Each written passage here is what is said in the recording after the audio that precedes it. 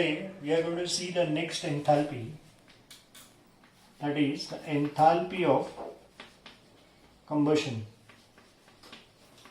Enthalpy or simply heat of combustion.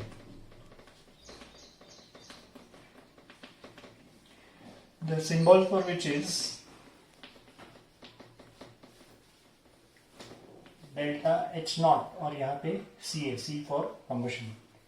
तो इसका definition देखते हैं. It is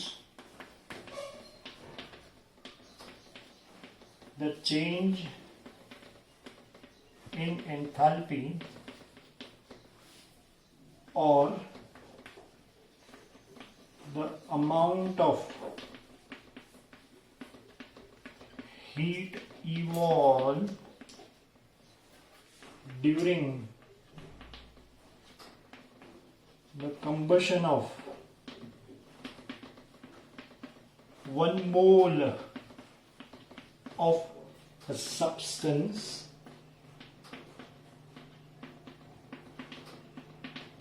in its standard state. ये मैंने स्टैंडर्ड का शॉर्ट फॉर्म लिखा है, स्टैंडर्ड स्टेट. ये पूरा डेफिनेशन है.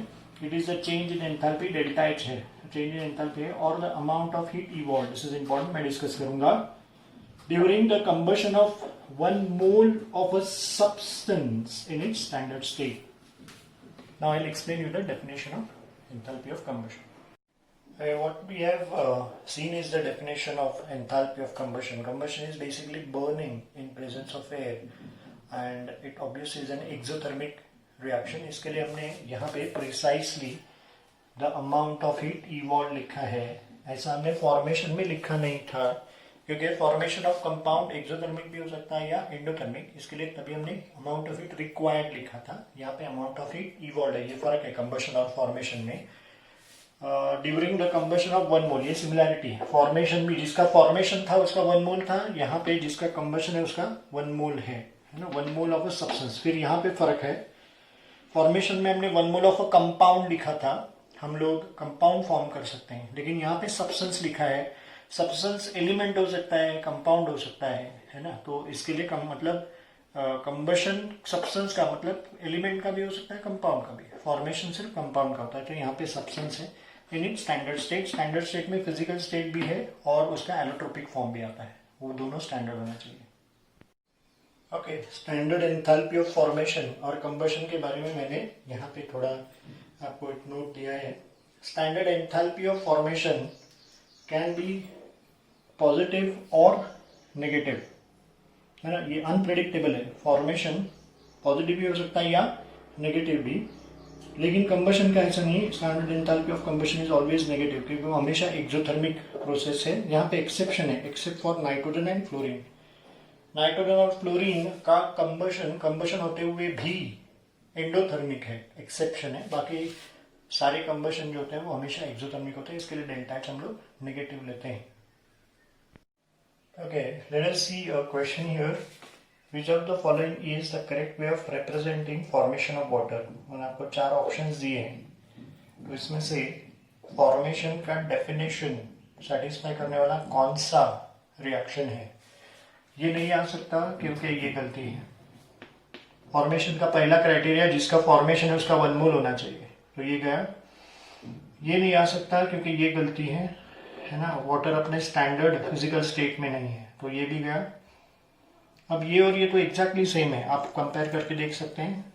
सब कुछ सही है. जिसका फॉर्मेशन है उसका 1 मोल है, रिएक्टेंट्स और प्रोडक्ट सारे अपने स्टैंडर्ड फिजिकल स्टेट में है. लेकिन यहाँ पे फर्क है, ये और ये प्लस है और ये माइनस है.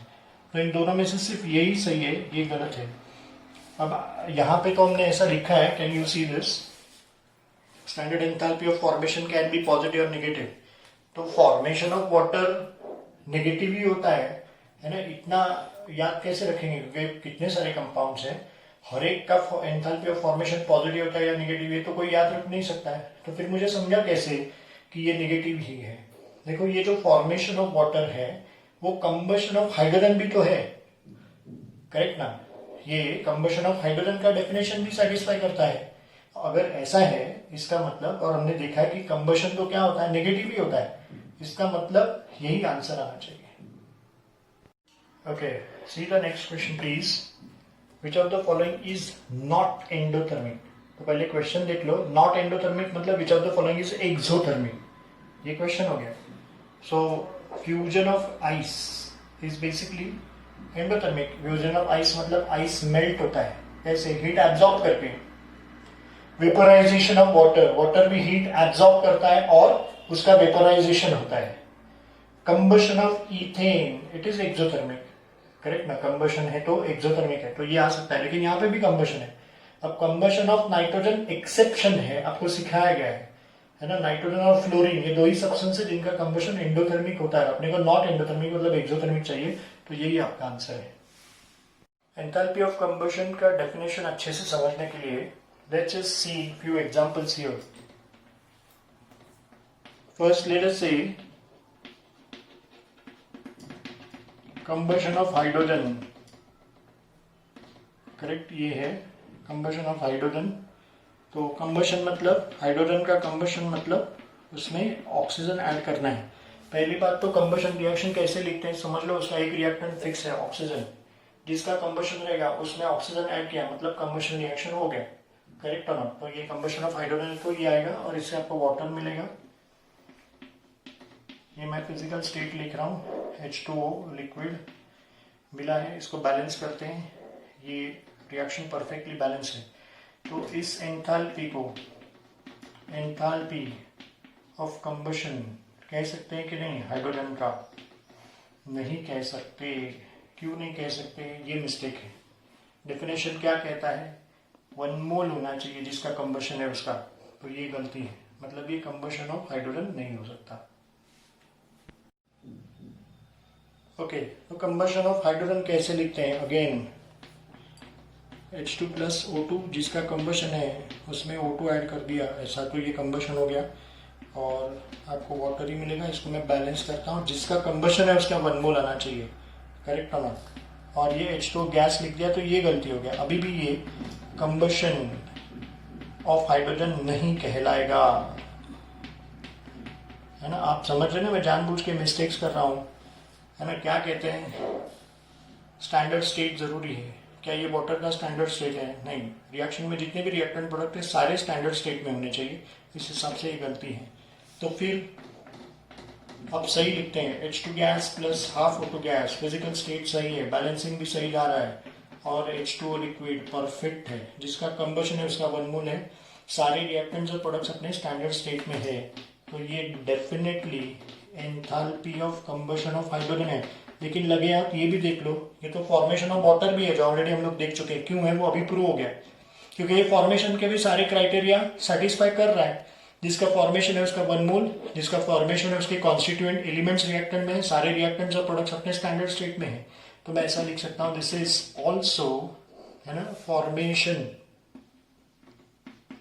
Of water. It is one and the same thing. Just now we've seen how combustion of hydrogen and formation of water is one and the same thing.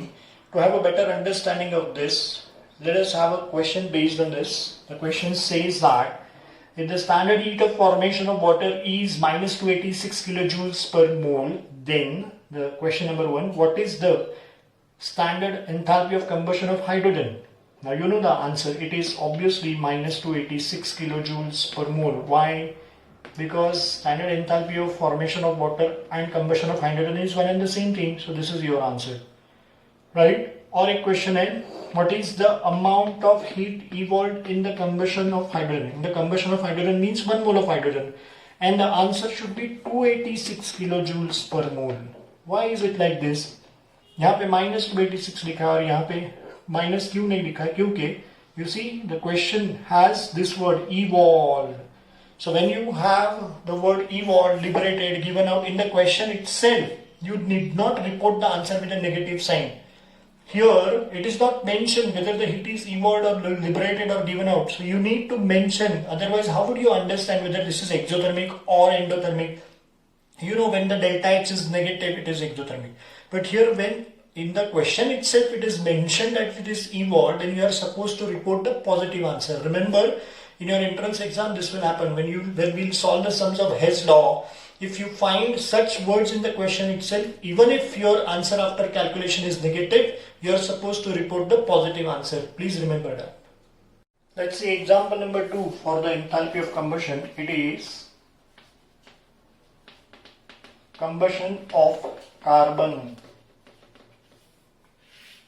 So C solid, इसका physical state, graphite solid, इसका 1 mole, इसका combustion मतलब I have to just add O2 gas, physical state के साथ कह रहा हूँ, gives us CO2 gas. This is a complete combustion of carbon dioxide, correct? तो जिसका combustion है उसका 1 mole है, करेक्ट ना? सारे रिएक्टेंट्स और प्रोडक्ट्स अपने स्टैंडर्ड स्टेट में है, इसका मतलब ये कंबशन ऑफ कार्बन है, लेकिन ये फॉर्मेशन ऑफ कार्बन डाइऑक्साइड भी है, जिसका फॉर्मेशन है उसका 1 मोल, उसके कॉन्स्टिट्यूएंट एलिमेंट्स रिएक्टेंट में, सारे रिएक्टेंट्स और प्रोडक्ट्स अपने स्टैंडर्ड स्टेट में है, मतलब ये फॉर्मेशन ऑफ कार्बन डाइऑक्साइड आएगा. Okay, one more very important thing as far as your entrance exam is concerned. Combustion of carbon बोला तो CO2 ही लिखना है. कंप्लीट कंबशन, ये कंबशन मतलब कंप्लीट कंबशन बाय डिफॉल्ट. अगर उन्होंने कहा कि पार्शियल कंबशन, तो पार्शियल कंबशन में क्या आएगा, या इनकम्प्लीट कंबशन किसका, कार्बन का, तो रिएक्शन क्या आएगा, C solid plus half O2 gas gives us CO gas. Remember, ये कार्बन मोनोऑक्साइड है, ये फर्क है. ये कंबशन है मतलब क्या है, कंप्लीट कंबशन है, उसका प्रोडक्ट CO2 गैस है. पार्शल या इसकी जगह पे हम लोग insufficient,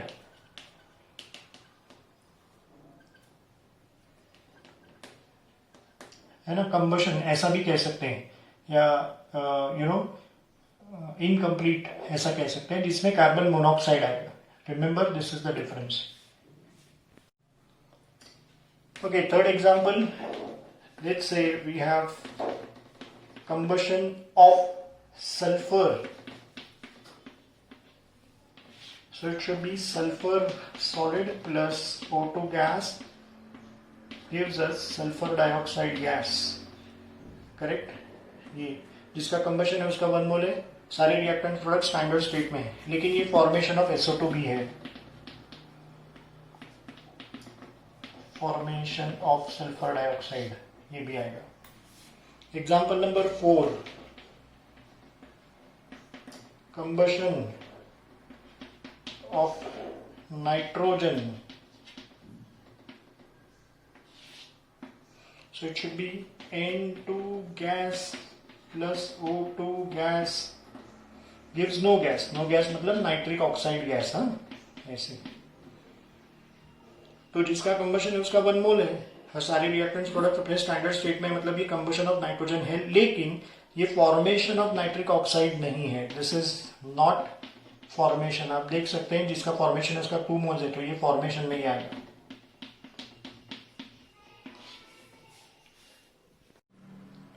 okay, I'll just extra information about combustion of nitrogen. First is combustion of nitrogen. When it is written like this, by default it is complete combustion and the product is nitric oxide. NO is basically nitric oxide. ये इधर लिख रहा हूँ. But when it is partial combustion of nitrogen or combustion of nitrogen in presence of insufficient oxygen, the product is nitrous oxide. This is nitrous oxide. The product differs. You can see it is insufficient oxygen, but when it is in presence of excess of oxygen, it gives you nitrogen dioxide. Easy to remember, nitrogen dioxide. So remember this. It's a very important information for your entrance exams. It's a synopsis. The next example is combustion of ethane. Now you know ethane is a hydrocarbon. And remember, combustion of hydrocarbons and their derivatives like alcohol, aldehyde, ketones, etc., carboxylic acids, on combustion will always give you CO2 gas and H2O liquid under normal conditions. So ethane, we know the formula, C2H6, physical state is gas. Combustion means you are supposed to add oxygen to this, and the product is going to be CO2 gas and H2O liquid with their standard physical states. Now see how I balance it. First balance carbon, then hydrogen, then oxygen, right to left. है ना, तो automatically इसका 1 मोल ही आ जाएगा. जैसे I need 2 carbons to make it twice, you need 6 hydrogens, make it thrice, and count oxygens here first. 2 2s are 4 plus 3 7, so it should be 7 by 2 O2. 7 by 2 O2 is 7O, and the reaction is balanced. जिसका combustion है उसका 1 mole automatically आ गया. Okay, next is combustion of ethyl alcohol. This is a common name. IUPAC name is ethanol, and you know the formula C2H5OH, which is C2H6O. Physical state is liquid. Combustion means you're supposed to add oxygen, gas. Again, it's a derivative of hydrocarbon. You're going to get CO2 gas and H2O liquid. I need to balance carbons first, then hydrogen, and then oxygen right to left. So I need 2 carbons. I'll just write it twice. You need 6 hydrogens. So I'll write it here as 3 times. So that makes it how many oxygen? 2 2s are 4 plus 3 7. इसके जैसा ही आएगा 7. तो यहाँ पे 7 by 2 नहीं आएगा, 3 आएगा. 3 2s are 6 plus 1. इधर एक 1 है, मैं बैलेंस करना है.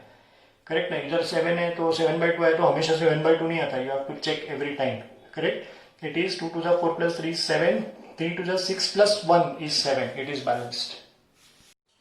Next example. Let's say we have combustion of ethene. ethene IUPAC name है, common name is ethylene. इसका formula है C2H4 gas plus O2 gas. It's a hydrocarbon. This will give me CO2 gas, H2O liquid. I need to balance 2 carbon. यहाँ पे hydrogen ये 2 2 2s are 4 plus 2 is 6. तो यहाँ पे 3 आएगा. Correct. इसका कंबशन है इसका 1 मोल है. सारे सब्सटेंसेस अपने स्टैंडर्ड स्टेट में है. एग्जांपल नंबर 8 तुरंत देख लेते हैं. Combustion of acetaldehyde. एसिटाल्डिहाइड का IUPAC नेम इज इथेनॉल, जो हम फॉर्मेशन में देख चुके हैं. इसका फॉर्मूला C2H4O और फिजिकल स्टेट लिक्विड है. तो इसका कंबशन करते हैं. O2 gas. This is going to give me CO2 gas plus H2O liquid. ऐसे. तो अभी इसको बैलेंस करते हैं. 2 कार्बन मतलब इधर 2 आएगा, 4 हाइड्रोजन मतलब इधर 2. 2 2s are 4 plus 2 is 6. तो यहाँ पे 3 नहीं आएगा, 5 by 2 आएगा. 5 by 2 O2 plus 1. 5 by 2 मतलब 5 plus 1 is 6. Example, combustion of acetic acid. Acetic acid is CH3COOH to C2H4O2 liquid plus O2 gas gives us CO2 gas plus H2O liquid. Balance करते हैं फटाफट. 2 कार्बन यहाँ पे 2, hydrogen यहाँ पे 2, oxygen 2 2s are 4 plus 2 is 6. तो यहाँ पे 2 ऑलरेडी है तो ये 2 2s are 4 plus 2 is 6. जिसका कंबशन है उसका 1 mole. Next combustion of acetone. इसका दूसरा नाम क्या है? Dimethyl ketone. Correct not? या प्रोपेनोन. ये इसका IUPAC नेम है. या डाइमिथाइल कीटोन उसका कॉमन नेम है. This is a famous name. तो what is it? C3. Actually it is CH3 O